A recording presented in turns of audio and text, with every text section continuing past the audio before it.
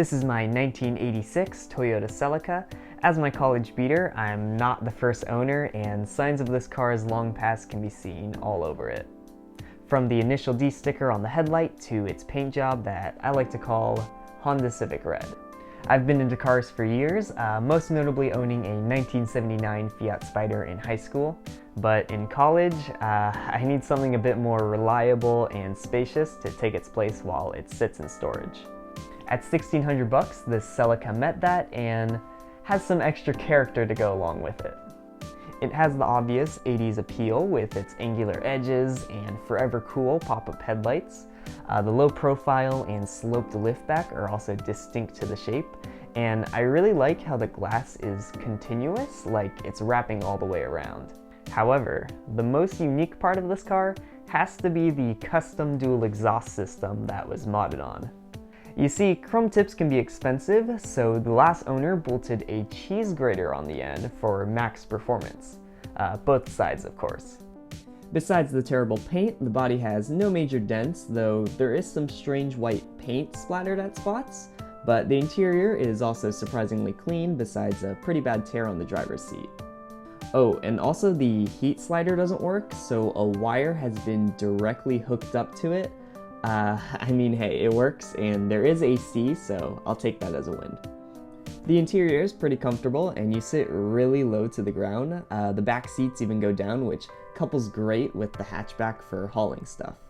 I'll be honest, I wanted an MR2 originally, but this had the space I needed for traveling and work. As far as driving goes, it's definitely a lot different than my old 70s Fiat. There's way more power in everything, it revs higher, accelerates faster, and with power steering, parallel parks faster too. And of course, it's a manual transmission.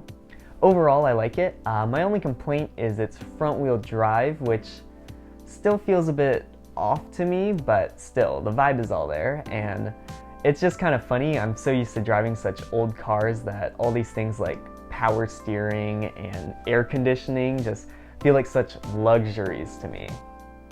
It's decently fast, and the cheese graters sound great, surprisingly, being loud enough to be really cool and rumbly, but not grating on the ears after a while. There's just a cool aesthetic to it all. The boxy interior, popping the headlights up at night, and blasting some Eurobeat on cassette really gets the driving spirit going. Like the rest of the car, the engine isn't quite free of quirks either. Like everything else, it all gets the job done and functions fine, but the main problems I'm aware of is a steering fluid leak and an old oil pump putting out low pressure. Also, I guess the last owner didn't have the right fuse laying around, so he put a socket wrench piece in the battery terminal. I should probably get that replaced before the car catches fire, but haven't had a chance yet. The chassis is an ST162, and it's got an inline-4 with 2 liters, I think. I'm pretty new to these Toyotas and kinds of Japanese cars in general, so I don't know much else. But the car is fun to drive, and I really like it. Driving some cars can really induce a certain aesthetic, and this one does that really well. Even with its terrible condition, it feels cool to drive.